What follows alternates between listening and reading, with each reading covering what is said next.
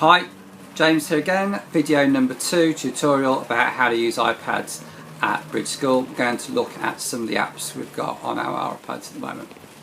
Okay, while we're here, we've got the camera button that actually shows your image when you've actually got the iPad facing towards you.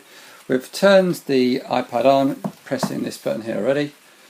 All we need to do, press the home button and the screen pops up. The Erdington site have got one look and the Sutton site have got another look, but it's all the same. So all you do, slide to unlock, and we've got several different icons on here which I've put on here, organised these in certain order, so let's just run through those.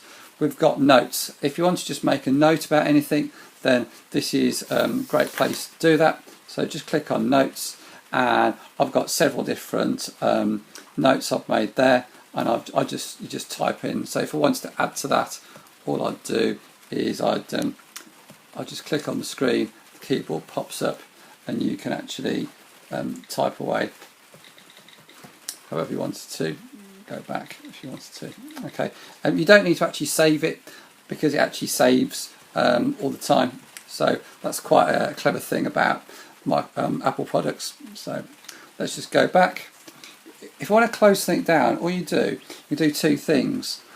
Just do what I did there. I opened it up. If I wanted to close it down, if you get your hand on the screen and actually just drag your fingers towards it, it actually closes it down. Or if you go back in, it opens it up again. Just close it down like that. Or you can actually just press the home button and actually go back by itself as well. We've got another thing, App Store. Just click on there. It tells you all the apps we've got on there. But don't worry about that for the time being. If you do want to download some apps of your own, let me know. I've got a password for you. Just get back to me about that. We've got settings. All these configure how the iPad's set up, so don't worry about any of that for the time being. Any issues, give me a chat about that. So let's go back, talk about that at a later point in time. We've got some rarely used buttons, just put those in that place. We've got music and the iTunes. Obviously we're not actually buying anything for iTunes at the moment. Contacts, we're not really using the email, this particular email. We've got clock. Notes reminders, that's quite a useful thing for you. Obviously calendar, if I press that, you can actually see what's going on. You can actually put on all the things that you're doing in your classroom. Quite an interesting bit of kit that. Videos, look at your videos. Show me and maps, I've got those there, but don't worry about that for the time being. I want to close this down. What I do, I just tap on the button and it closes back again. Newsstand is if you had magazines that you subscribe to, it would be on there, but we haven't, so there's nothing in there at the moment.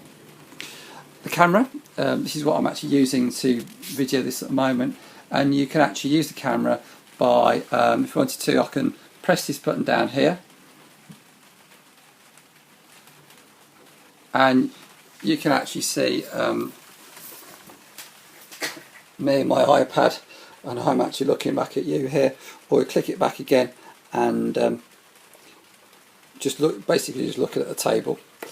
Okay, if I pick it up you can sort of see around, it's all in. Okay, so let's just close that down for the time being.